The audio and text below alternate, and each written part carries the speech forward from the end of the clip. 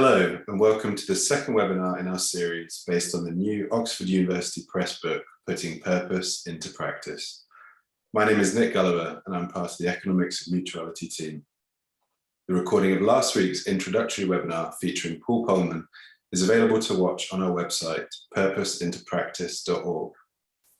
The topic of today's webinar is Enacting Purpose in Organizations. It will last for 1 hour, including a Q&A section at the end.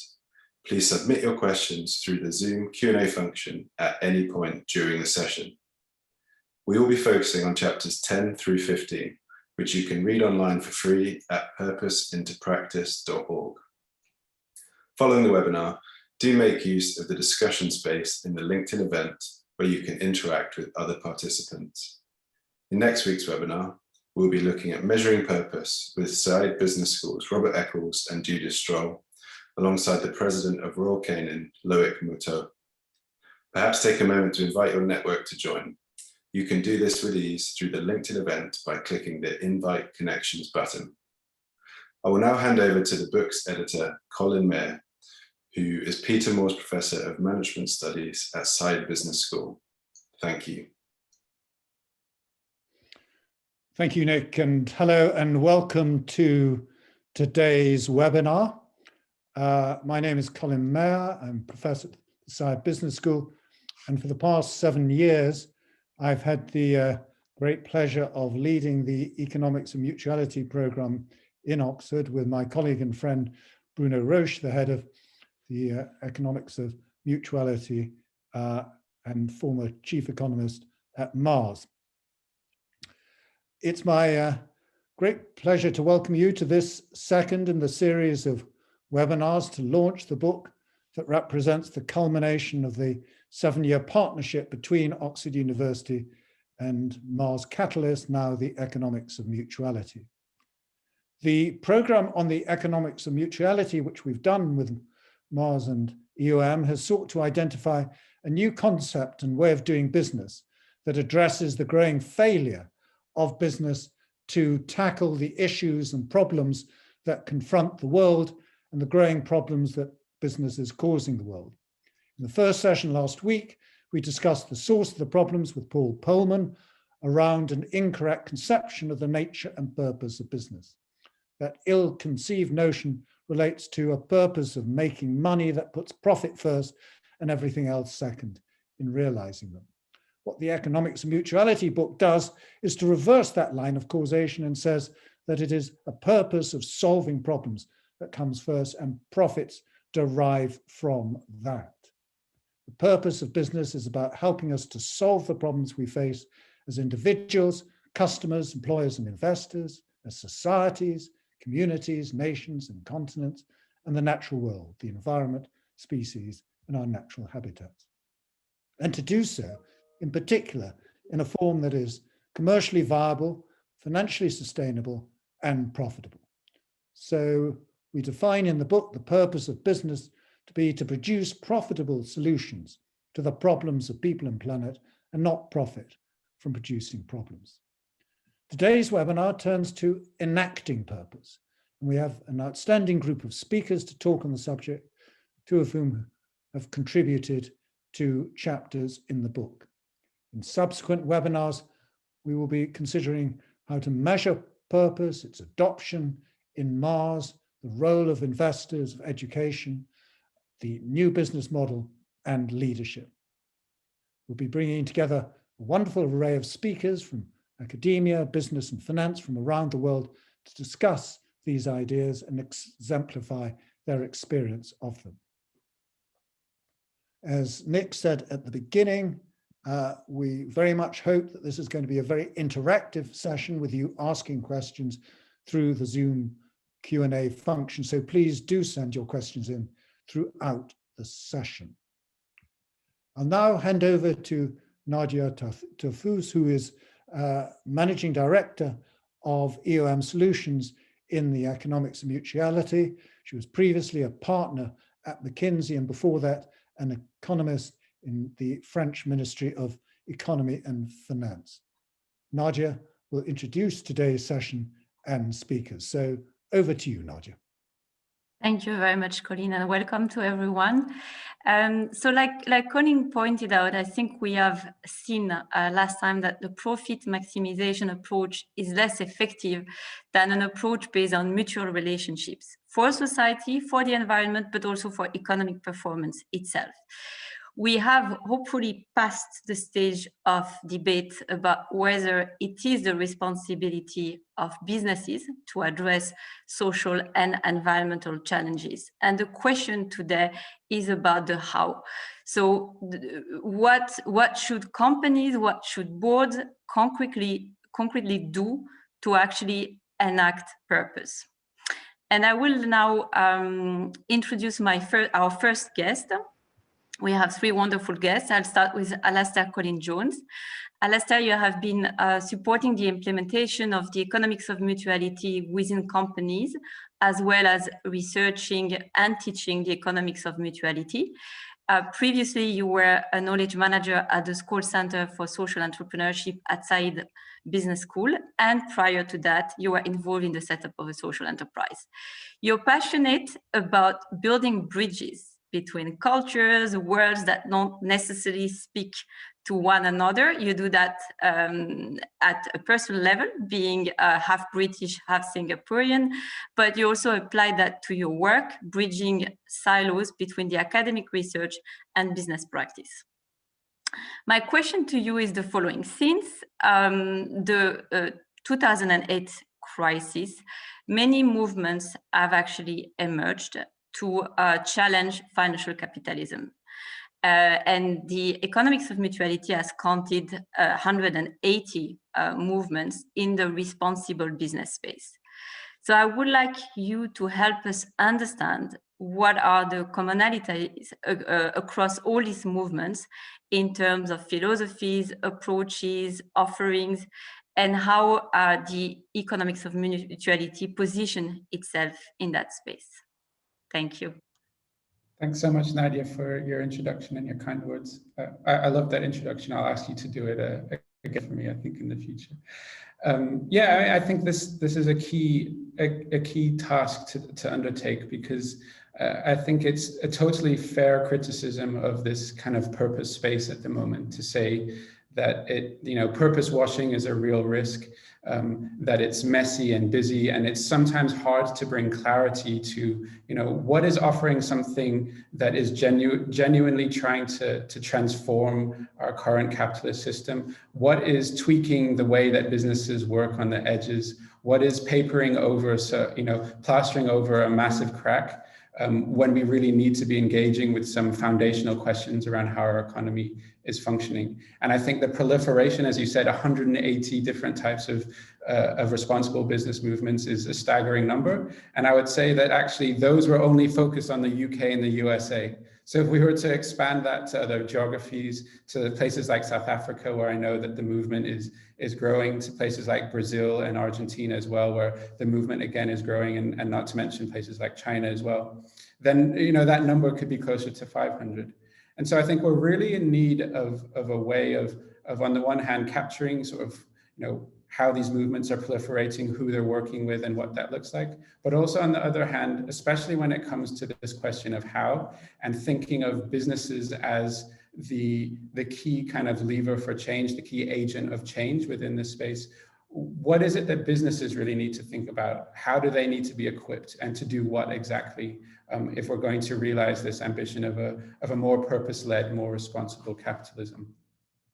And actually, this is a task that we undertook towards the end of last year, where we actually begun to try and map and wrap our heads around some of these movements. This is a map that's freely available online, so I think we could share the link via the LinkedIn event page, but I'll just very quickly show you some of the work that we've been doing on this. Hopefully you can all see this now. This is a job that we did, I said at the end of last year, where we wanted to capture some of the big movements at play. If I zoom in here, you can see some very usual suspects. You see the SDGs, and we've grouped them as saying these are sort of directional movements. You can see OECD and their Business for Inclusive Growth, for example. Next week, Nick mentioned we'll be looking at measurement and figures like Bob Eccles, who obviously was essential in starting SASB, other kind of sustainable accounting methodologies. But I think for today, where I really want to focus and maybe help bring some clarity on how we can begin to make assessments between, ideas like creating shared value on the one hand, or conscious capitalism, or these different types of business model or management model alternatives, is this space here. And of course, you'll see Economics of Mutuality placed there. But please do make use of this map. It's available to you. You'll also see a sidebar here where you can explore further the different types of movements and link on to their website so you can hear for themselves what they see as their mission.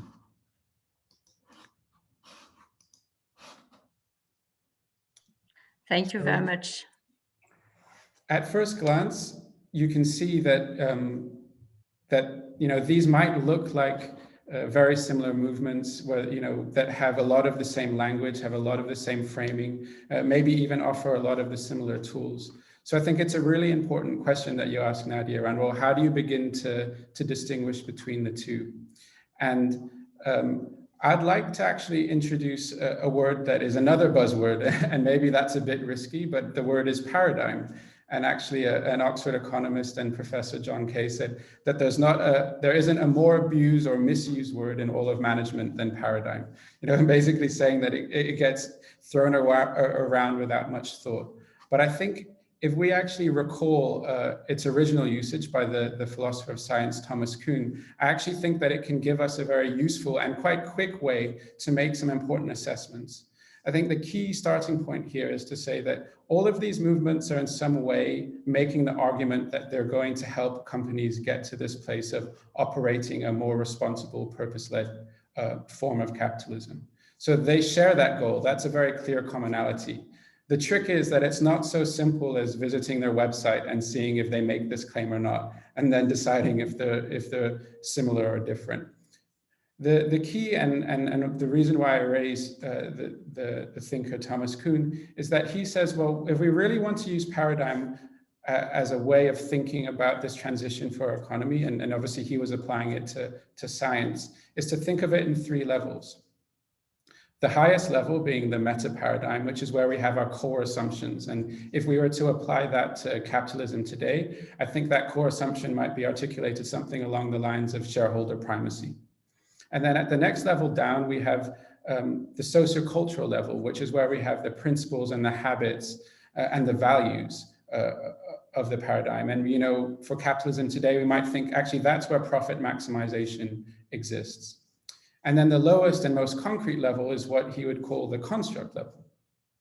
And this is where we have the tools and the practices that we need to implement the paradigm. And for capitalism, we might call that, and we might find an example along the lines of quarterly reporting or the traditional financial P&L.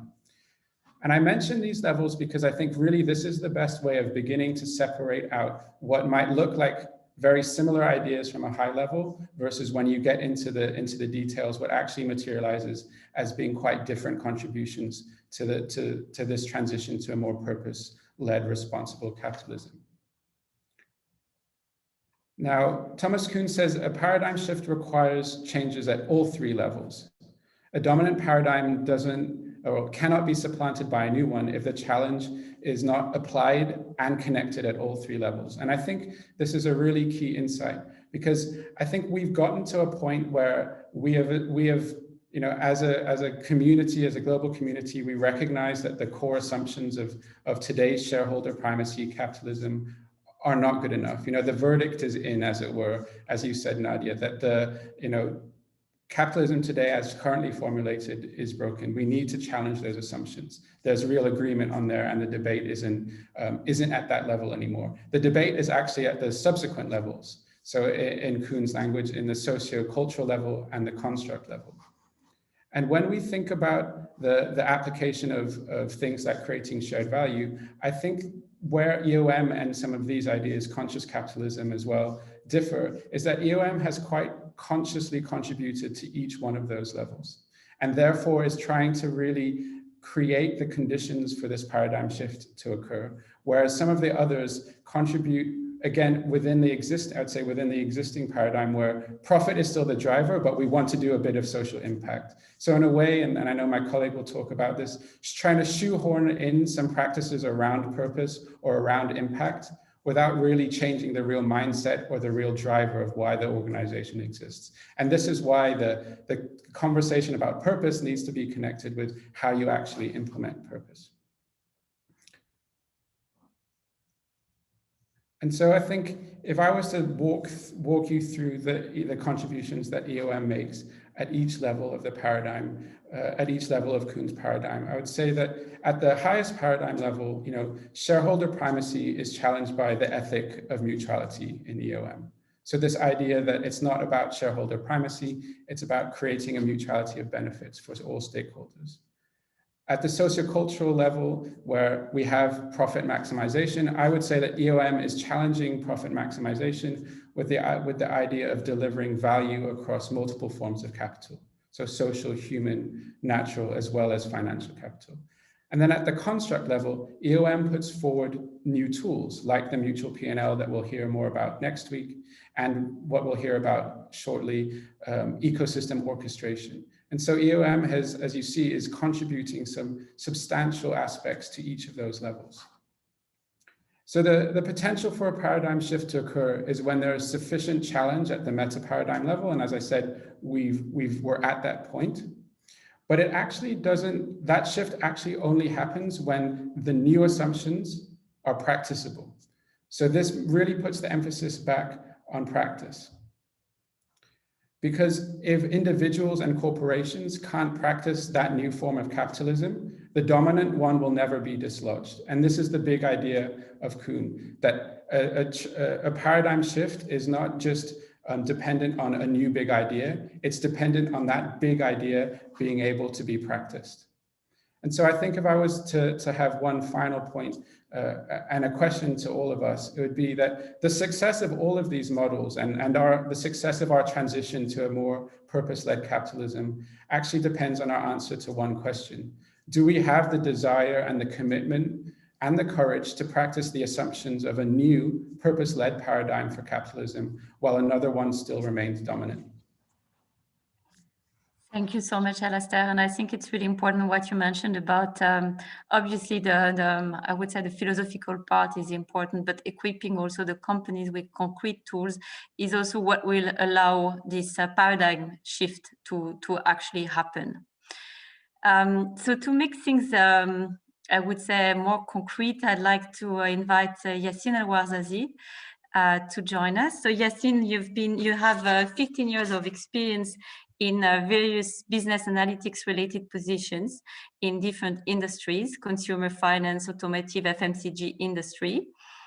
Since 2014, you have largely contributed to the development and deployment of the economics of mutuality, focusing on research in business model innovation, but also helping businesses bring purpose to life.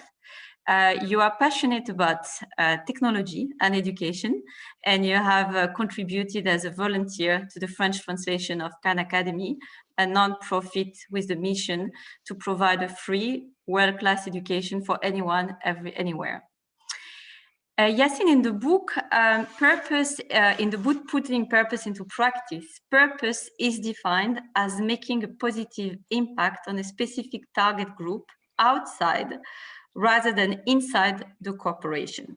And the pitch of the book on, I would say, ecosystem orchestration to actually help put purpose into practice is that to achieve their purpose, companies can and should mobilize and manage a high number of stakeholders that are part of the ecosystems in which they operate. And they can also create partnerships with these stakeholders. So my questions are, can you elaborate a little bit on the definition of purpose by the Economics of Mutuality, and also on how business ecosystem orchestration can really help a company put its purpose into practice? How can you actually collaborate with stakeholders you hardly know, you've never worked with? How is that possible? All right, so yes, it is true that if we want to build a business model based on purpose, then the purpose would play a central role in how you would define strategy. And to do that, we argue that some kinds of purpose, some types of purpose statements can be more actionable than others, can be more useful than others. Through looking at hundreds of purpose statements, we've ended up classifying them in 3 big families or archetypes. And bear in mind that, of course, some of them might be, painted as, mostly this one or mostly that one. So no classification is perfect, but you could think about it like this, like some purpose statements describe what the company does. Okay, I'm a pharmaceutical company that does, and whose purpose is R&D that changes health. Okay, or I'm a fast-moving goods company that makes high-quality branded products for the use of everyone, right? So those are very descriptive of what the company already does. Very easy to rally around them because it's easy to see that this is what we already do. Okay, a second paradigm, so I shouldn't use the word paradigm, right? So a second archetype would be the values archetype. Okay, so Google used to say don't be evil, right? Airbnb says belong anywhere. So those are statements for the values that as a company we stand for. Okay, so again, this can provide clarity and ease of making certain tough decisions sometimes, but they're still about what we already stand for. Okay, so that's kind of the common point between the descriptive archetype and the values archetype, is that they're both about what we already are or what we already do. The third one is what we like to call a meaningful challenge. And what it is essentially that some companies have started defining their purpose as something that changes for somebody else. Okay, so you define an external focus for your purpose, okay, and you express it as a specific or measurable change to something for that external target group. Let's take an example. So if we're saying that we're going to eradicate the complications of diabetes, okay, so you have a pretty clear external target group, which would be diabetics or people in danger of becoming diabetic, and then you would define where you would look, for example, at the prevalence of diabetic complications and say, I want those to go to 0 or at least go down, right? So another way is to, I would define my external, we used Google as an example a few minutes ago, but if you define your external population as being any internet users, and what you want to do is make sure that all the information on the internet is easily accessible and understandable by these people. That's a way to define the value that we bring to a specific target group.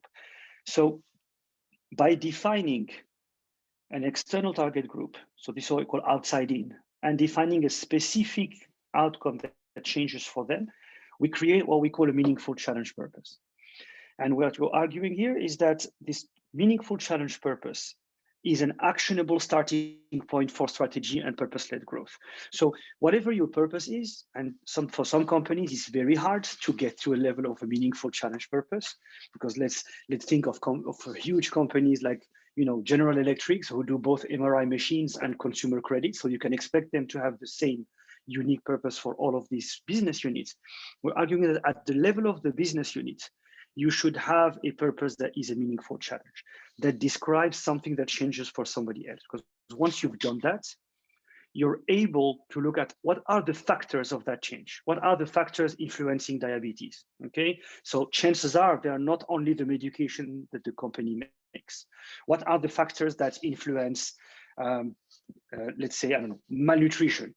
In India, and chances are it's not only the fortified food that you're making. So by looking at that specific external change, you're giving yourself a way to understand all the factors of that change, and as an extension, all the stakeholders that are material to that purpose. And that means that starting from a meaningful challenge purpose, we are able to map the stakeholders of map the ecosystem of stakeholders around the purpose. Note that I said around the purpose, and not around the firm, because usually we tend to map our external ecosystem in a relatively defensive way and focusing on our value chain. In this case, we're really mapping it around the target group of that purpose. And once you do that, you're able to identify all of the potential systemic breakdowns, okay, in that ecosystem. So think again about this notion of eradicating diabetes complications. So many different stakeholders, including, I don't know, the gyms, the food environment, kind of the social groups that people belong to. All of these can be part of specific breakdowns, okay, in that ecosystem, or specific barriers or enablers to achieving our purpose. And what that brings up is that once we want to implement solutions that deliver that purpose, we might end up being in partnership with various stakeholders that we're not used to work with. Okay, most pharmaceutical companies are not used to work with gyms or with, faith organizations that might actually help them re-recruit within the healthcare system people who have dropped out, for example, and things like that. Okay, so the idea that we start with a meaningful challenge purpose, and we use that to build and map the ecosystem around it. And then we identify profitable solutions or profitable intervention in that ecosystem, I think is the way to tie purpose to ecosystem to business. And if I may share my screen for a second, I can show you what an ecosystem looks like. All right. So this is an example coming from a company that is trying to improve the health of pets, okay, of companion animals. And if this is a very broad, map that shows different types of stakeholders, from the actual pet owners to pet services, healthcare, retailers, manufacturers, local government, and so on.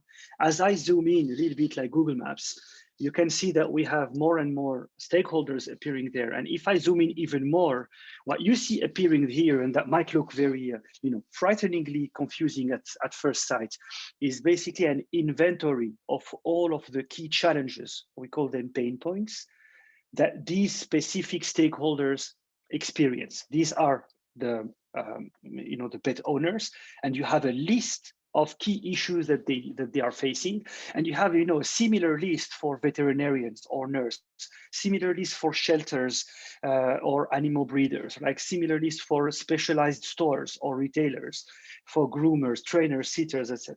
And by analyzing this map and by understanding the key underlying issues in this ecosystem, we are able to identify key interventions, usually in partnership with one or more of these stakeholders, that are going to allow us to provide profitable solutions to some of the key problems here. And when I say profitable solutions, like there is a link between fixing problems in an ecosystem and economic performance. At its core, let's call it non-extortionary growth, comes from addressing emerging or unmet needs in an ecosystem, whether we want it or not. That's how we create value. Now, granted, we need to capture some of that value we create. That's definitely part of the equation, but this is where purpose-driven growth comes, okay? It comes from addressing underserved or emerging needs in an ecosystem. And to do that, you need to map the ecosystem, to define those boundaries. What are those boundaries? But those boundaries can be defined by your purpose. So therefore, your purpose plays a very important role in focusing the thinking and focusing the strategy around the right value creation approaches. And here, I've shown you one that has to do with animal companion health.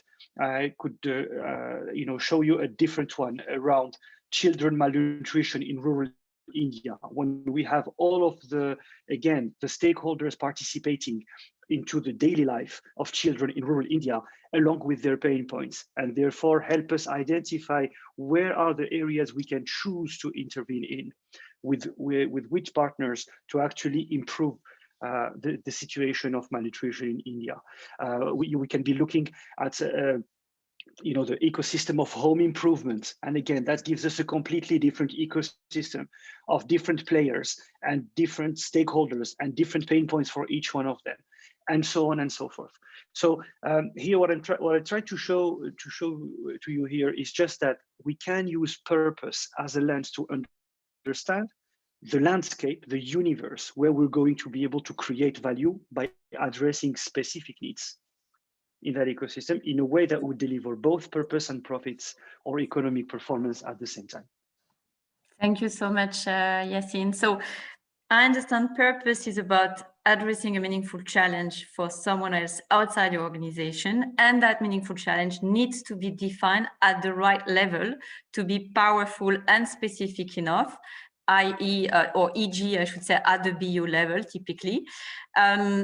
I understand also the stakeholder mapping and orchestration is actually made around the purpose and not around the company or the BU itself. And that's from there that you understand also the issues that the stakeholder face, and that you can actually come up with interventions to address those issues. Thank you so much. I've seen that, I saw that there were some questions around some real world example of purposes, and we'll get back to that. I would like to now ask Rupert Younger to join us. Rupert, you are the founder and director of Oxford University's Center for Corporate Reputation. You are also the author of several renowned books, and your work is often featured in major news outlets like the BBC, CNN, the Financial Times, and so on. You also co-founded the Finsbury Group in 1994, which is a global leader in strategic communication, advising boards, senior executive, and legal counsel of many of the world's largest organizations. And you remained an active partner until 2018. And you're passionate about music. You're a songwriter and bass player in a rock band.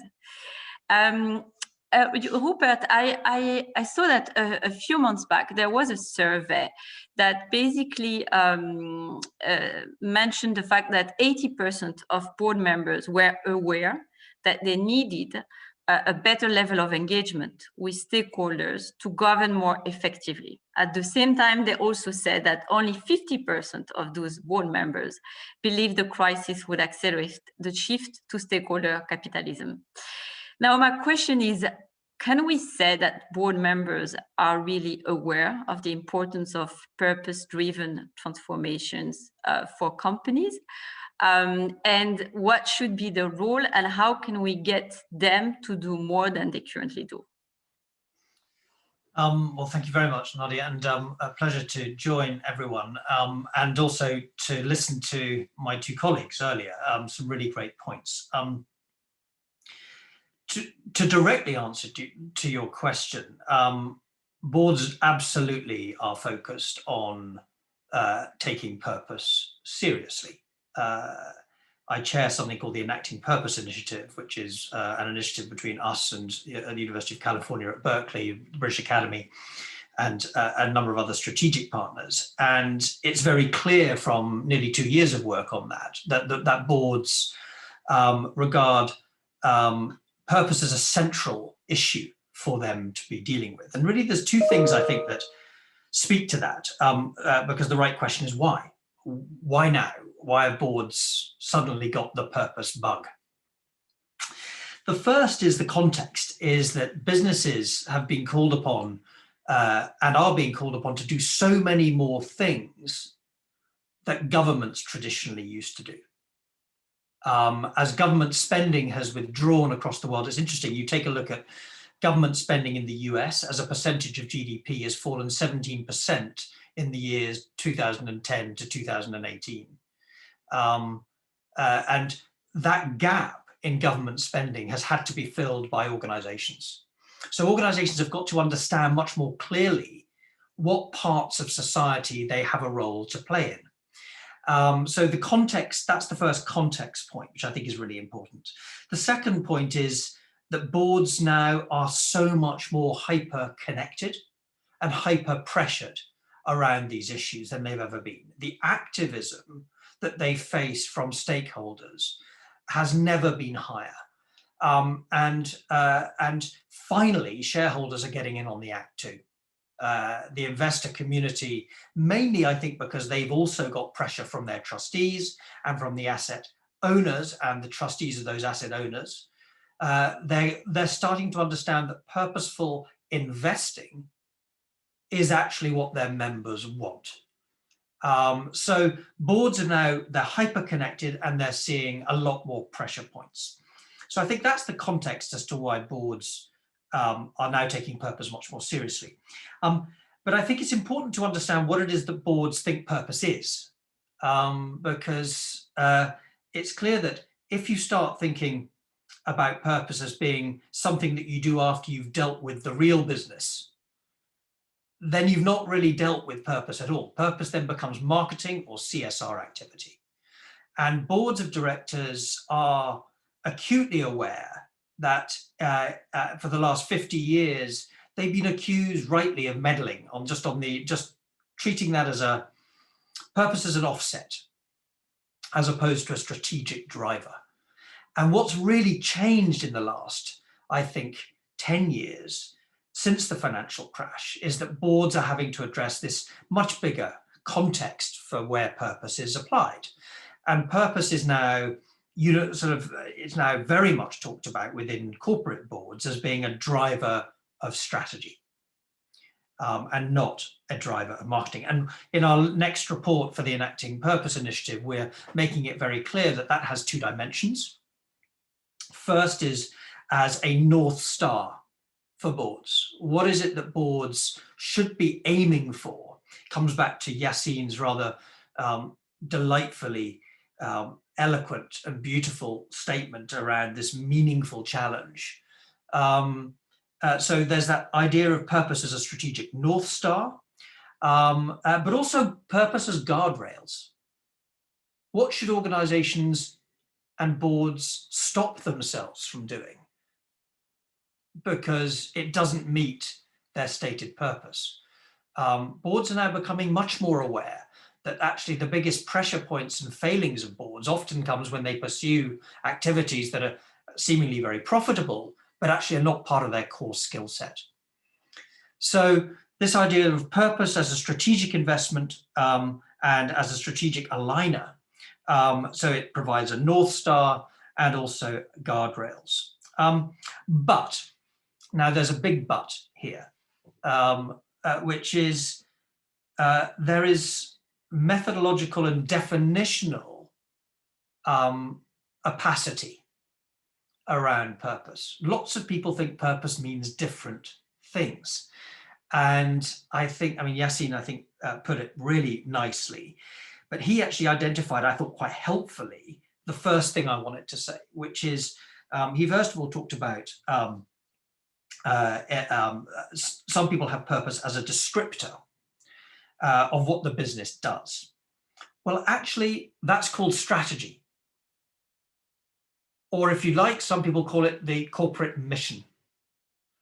Now, the second thing he talked about is values. And values, sure, but it's not your value statement, acting with integrity, accountability. That's not a purpose. They underpin what your purpose, or rather how your purpose is delivered. The meaningful challenge point really, as I think he ended up eloquently saying, was that that's really where the purpose should sit, which is what, why are we here as a company to do anything?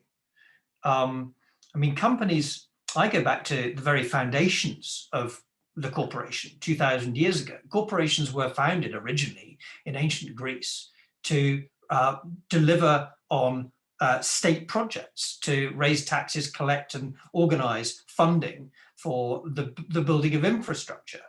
Corporations had a reason to exist way, way, way beyond making a profit. And the last 50 years of focus on the profits of a company as being the reason for a company to exist, I think will be seen in history as being a very strange period in corporate capitalism. So the first thing is this clarity required, and we very simply put out the three, actually four, but I'm going to focus simply on three definitions here. Your purpose is why you exist. Your strategy or your mission is what you do, and your values is how you do it. So that's the first bit of definitional clarity, which I think is really helpful. The second bit of sort of confusion, which we've identified as being a much bigger and more prevalent issue in the US than it is actually in Europe, is this confusion between ESG and purpose. Now, a lot of organizations think that pursuing ESG projects equals their purpose, and they point to their ESG commitments as being their purpose. Well, actually, that's not true. ESG is a set of commitments across the environmental, social, and governance sphere, which deliver your purpose, and they're commitments to help you do that. So they're supportive of and linked, absolutely integrally linked to purpose, but they are different things. So the first thing we try to do is to provide a bit of definitional clarity, and that's, I think, an ongoing issue which inhibits the implementation of purpose. But the final bit I'll just finish off on is a much more positive finish, I hope, which is that we put forward last year a very simple governance framework for how boards of directors could, in a very simple, clear way, engage with their executive teams on whether purpose is being put into practice in the way that it's intended or believed it should be. And this is a framework which we call the SCORE framework, and has been welcomed by big investing institutions, by certain regulators, including the FRC in the UK and others, as being a very meaningful step forward. It's called the SCORE framework, and like all these words, it's an acronym. It's an acronym for 5 words. The S in SCORE stands for simplify, and the first simple point on that is your purpose simple enough to be understood by everyone in your organization? So that's a critical first question. Secondly, the C of SCORE stands for connect, which is really the simple question of how does it connect to your strategy?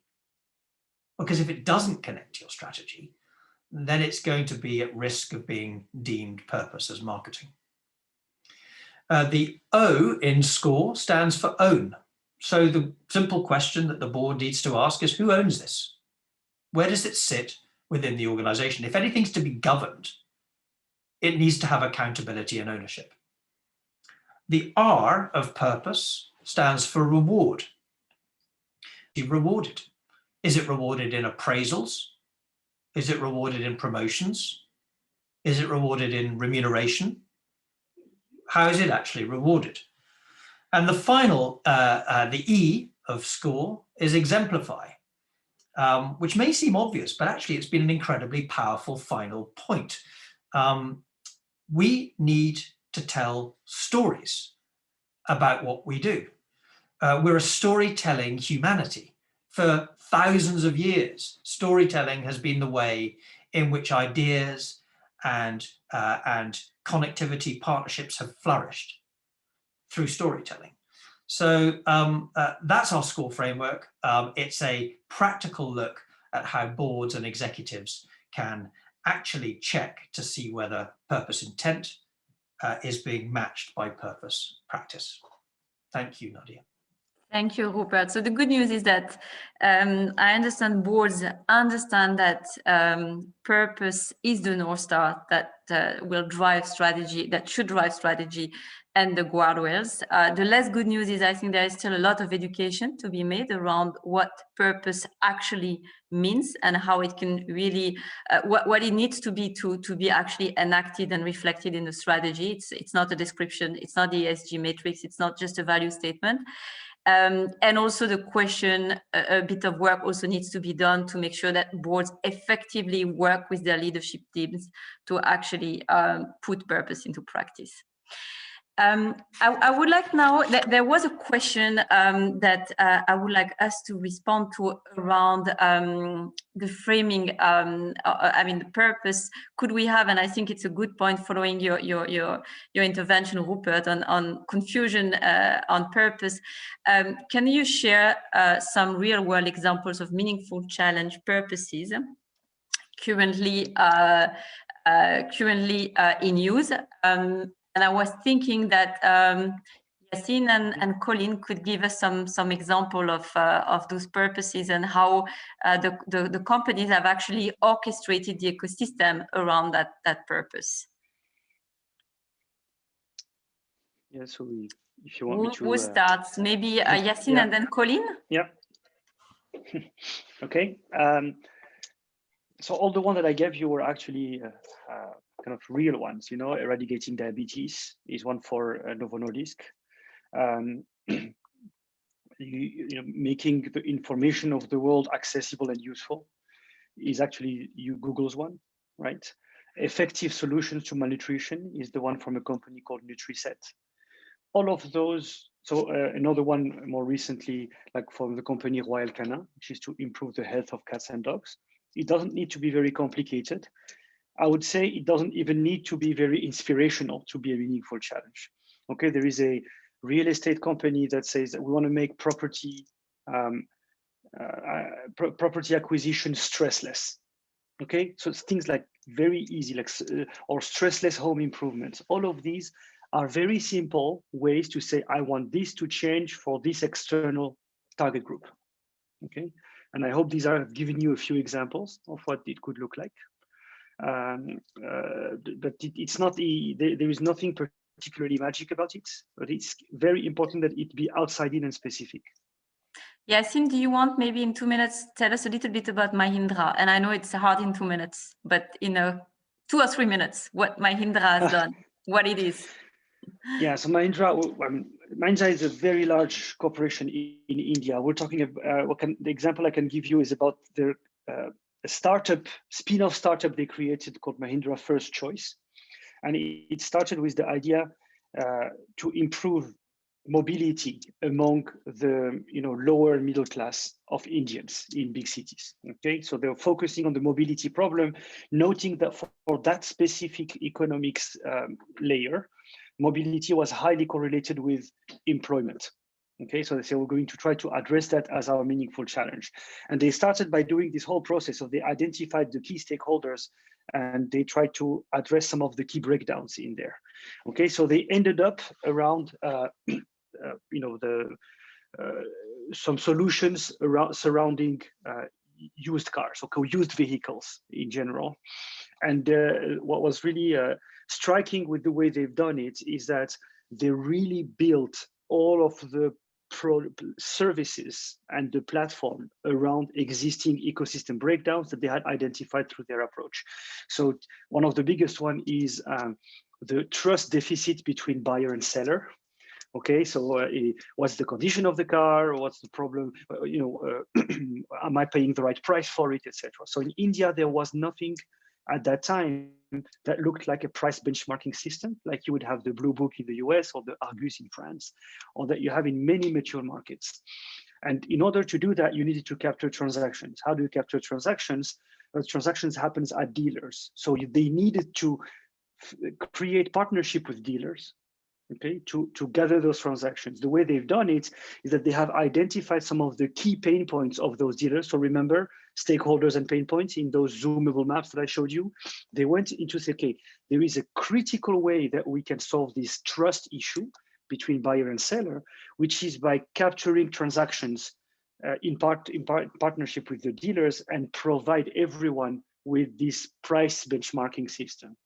And again, when you have to deal with a stakeholder, okay, you can pay them off, you can threaten them, right? Or you can fix some of their pain points. And they saw that some of their biggest pain points were around that these people were barely surviving, okay? And that they had, so they started, they created this franchise where they were providing marketing services and they were providing also internal systems, IT systems, for these dealers to improve their business. Basically, they've been able to improve the economic sustainability of these very fragmented dealers, and at the same time, by offering them these very effective IT systems, they actually were able to capture those transactions and to create the Indian Blue Book, which is the Indian kind of car price benchmarking system, which allowed banks to be more comfortable giving loans, and which allowed buyer and seller to be easier, to have this easier way to agree on a price. So here you can see that it starts with the identification of a trust deficit as a key breakdown to be addressed. And the solution was to actually create a bit of a platform by engaging a stakeholder they were not in contact with before at all. They started by creating their own dealerships and so on. So they stopped that and they coordinated the existing dealers into doing a better job, and at the same time capturing what would be required to actually create, address the main deficit. And through that, they were able to unleash kind of the use of used cars in many Indian cities through this approach. Okay, of course, you would need to look into some of the environmental consequences of that, but here I was trying to just show how ecosystem orchestration can be played, and this is one of the case studies, business cases in the book, if you want to go read it in more detail. Thank you, Yassine. Colin, do you also want to share an example, maybe Novo Nordisk example? Or? Well, what I'd like to do is to take the opportunity of addressing another question that's come up in the Q&A relating to that. And that's from Jen, who asks about the recent Danone experience, and whether or not the ousting of Emmanuel Faber as CEO and then chairman is indicative of responsible business running into difficulties, because it clearly is a very important issue in relation to what we're talking about. And there are two interpretations that can be made on it. One of which is to say that, well, Emmanuel Faber was one of the most fervent supporters of the notion of responsible business and the greatest advocate of it. And it clearly indicates that it's much harder to do than might be suggested from this type of talk, where we're indicating that actually it can deliver what is sometimes termed win-win, in the sense of delivering social environmental benefits and good returns to shareholders. And if you look at the share price performance of Danone over the last 5 years, basically its share price is back where it was 5 years ago. So in some respects, that doesn't appear to have performed particularly badly. But if you compare it to some of its key comparators, such as Nestle, it is seriously underperforming. Over the same period, Nestle's share price rose by some 40%. So how can that be if one's apparently responsible but underperforming? And this brings out an important point, that what we're talking about is the notion that purpose is about solving problems profitably. It is a business model. It's a business model of finding ways of creating value, both for stakeholders and for the investors in a company. And it differs from the notion of, for example, a stakeholder view of the firm, which says you're basically supporting one group at the expense of the others, stakeholders at the expense of shareholders. Now, it's possible that what's gone on in the case of Danone is the responsible business has basically been a cost center that has held back the financial performance of Danone, rather than it being grasped as a way of creating greater value for shareholders as well as for stakeholders. And in that regard, it's not unreasonable that shareholders revolted against the way in which the company was being led. There's another interpretation which says that actually Danone is a company that's really taken this to heart. It was the first company to adopt an entreprise à mission under the 2019 French law. It's got a clearly defined purpose of bringing healthy food to as many people as possible. It set that out in terms of preserving the planet as well as improving people's health. It's got a governance structure which tried to incorporate not just investors, but people generally, and an approach to inclusive growth within the company. So one could argue that, well, in fact, what's going on here is a company that is treating the costs associated with avoiding planetary or health harm very seriously, in comparison perhaps to other companies which haven't taken it so seriously. And remember that there's a second part to our purpose statement, and that is not to profit from producing problems for people or planet. Now, the issue that this brings out is that we have no way at present as to identify whether or not Danone's underperformance is because it was seriously taking its obligations to not profit from producing detriments in a way that comparator companies were not, or whether or not it was simply failing to grasp the notion that it should regard this as being a business opportunity, not a cost center. And I think that that brings out 2 points. And one is that we haven't got the measurement system at the moment to evaluate whether or not companies are deriving true profits, in the sense of profits that are not reaped at the expense of imposing detriments on other parties. And that's something that we'll be looking at next week in the session on measurement. And it brings out another point, and that is assuming that Danone was actually indeed following a path that was designed to create long-term benefits for both shareholders and its customers' health and the planet, but that it was faced with relatively short-term, at least in one case, activist investor that was seeking to essentially exploit short-term returns at the expense of the achievement of that. That brings out a second element that's critical and may underpin the problem that we have within the system at the moment, and that is the inadequacy of long-term commitments by investors and an ability to ensure that one keeps investors on board with the achievement of a purpose over a long term. Thank you very much, Colin. That was an important question actually to address given the news. I have maybe 2 questions to finish, and so we have only a very limited time. So one question for Alastair, one question for Rupert. Alastair, there is a question that is for companies that have multiple brands, how do brand purpose and corporate purpose relate to each other? And for Rupert, it's really about the education of the boards. How do we make sure that boards get quickly educated on the purpose question and the interactions with their leadership teams?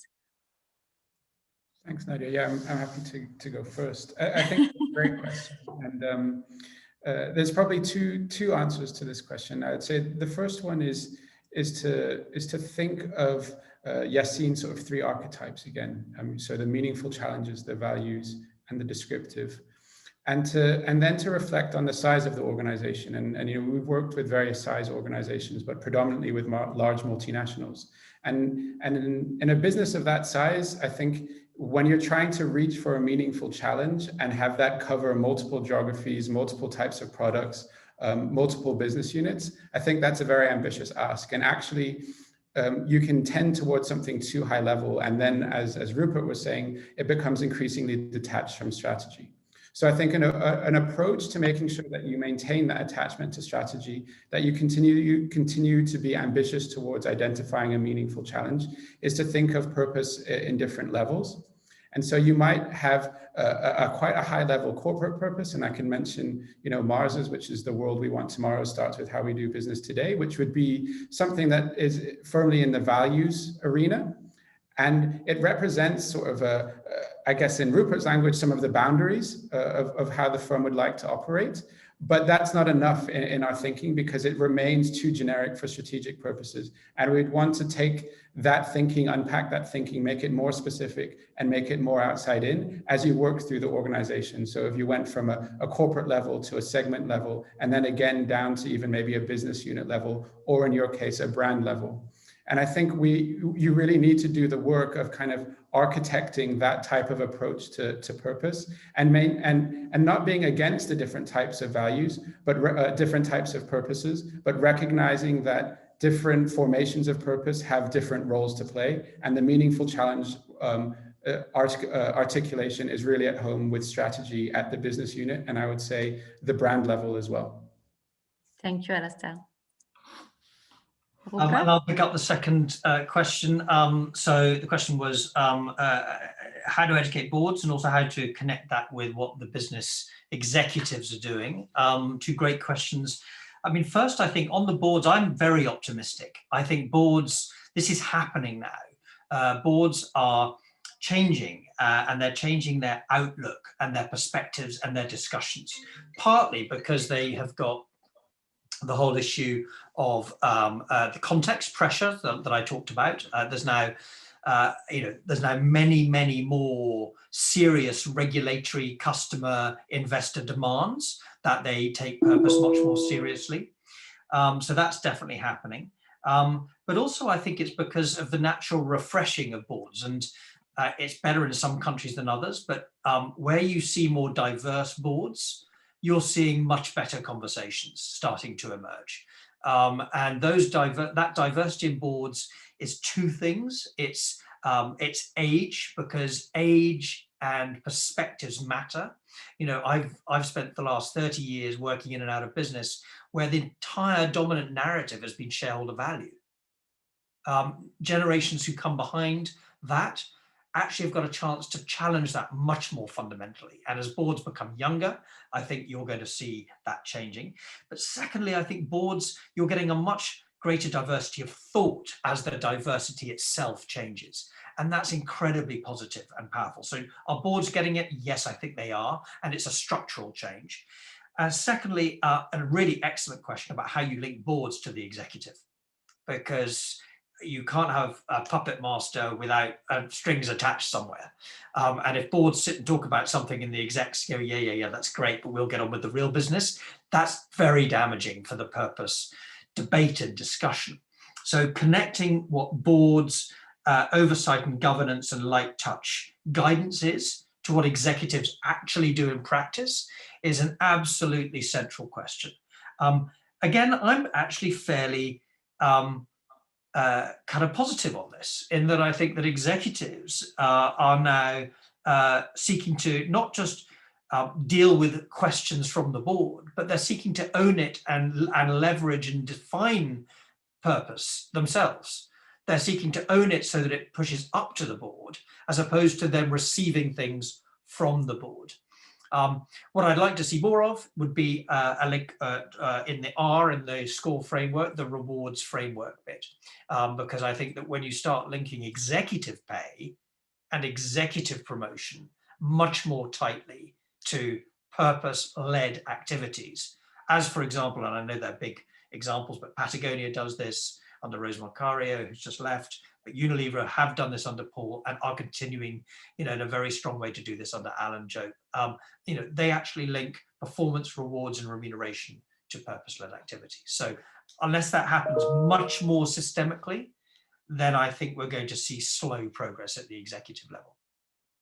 Thank you very much, and I'd like to thank all of you for your interventions and also obviously all the participants. And I'll just finish with one sentence from an American author, Wendell Berry, which I think is quite interesting. If you want to make money for 1 year, you do business in a certain way. If you want to make money for 100 years, you must do business very differently.